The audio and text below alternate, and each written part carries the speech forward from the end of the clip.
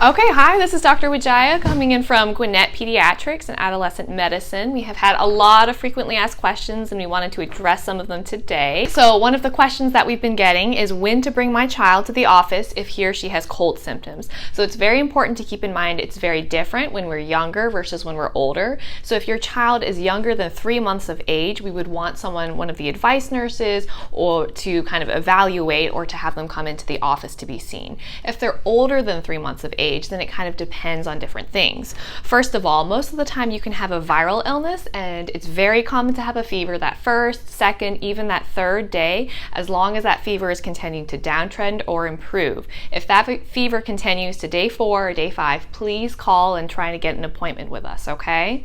Other things to watch out for are respiratory distress or difficulty breathing. If your child is pulling underneath their tummy, in between their ribs, up in between the collarbones, or even up at their little noses, that would also be a reason to have them seen as soon as possible. And finally, one of the other things that we look at is for hydration. So making sure we're pushing fluids, making sure they're staying hydrated. In our little ones, we want at least 5-6 wet diapers in a day. And our older ones, making sure they're staying active and alert and keeping fluids down. Okay, it's important to keep in mind that on average, children are infected with 2 to 8 upper respiratory infections or viruses every single year. And that number can be even higher if your child is in daycare or some other kind of public child care as well. Most of the time, these illnesses last about 7 to 9 days, but sometimes those symptoms can last up to 2 weeks. As long as the breathing is good and their cough is improving, then you can kind of watch them at home.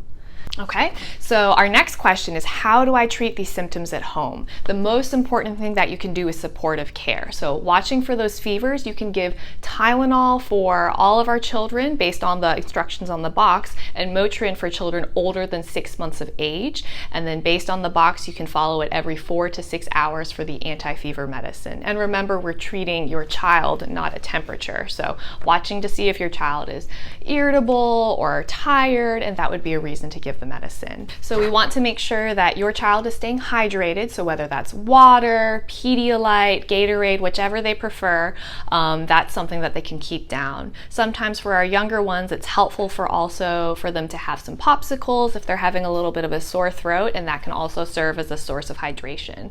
When we're talking about little ones with their noses getting all congested, you want to make sure that you get a little nasal saline and a suction, whether that's a bulb or something like a nasal Frida, to help open up those little nose airways, because the nose is the main way that our little infants or babies are breathing, and so we need to keep that well and open. Some families find that humidifiers also help kind of keep the air nice and cool, and also sometimes people like menthol rubs on the chest as well.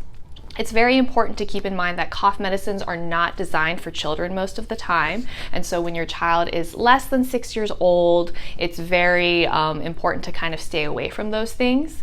The best thing that you can actually do for your child, as long as they're older than 12 months old, is give them something with a little bit of honey, whether it's honey popsicles or a little honey and some warm tea and water. That can be very helpful for a sore throat and cough. All right, so our next question was, there's a household positive COVID case. Can I get my child, or what should I do? The main thing is to think about who should be getting tested, right? So the 3 reasons that I would recommend that a child gets tested is, 1, if they have symptoms, especially if they're having that difficulty breathing, those fevers we were talking about, that would be one reason to get tested. A second reason is if they're in a position where they could expose someone else at risk, whether that's at school, whether that's at daycare, or someone else at home. And then a third reason is if you have someone at home that has immunocompromised state, which means that they cannot fight off infections by themselves. So one of the questions we've been having, if your child has positive contact and has some very mild symptoms, then you can treat your child as a positive COVID test, but you do not have to have them come in as long as those symptoms remain mild and they're staying hydrated and breathing comfortably.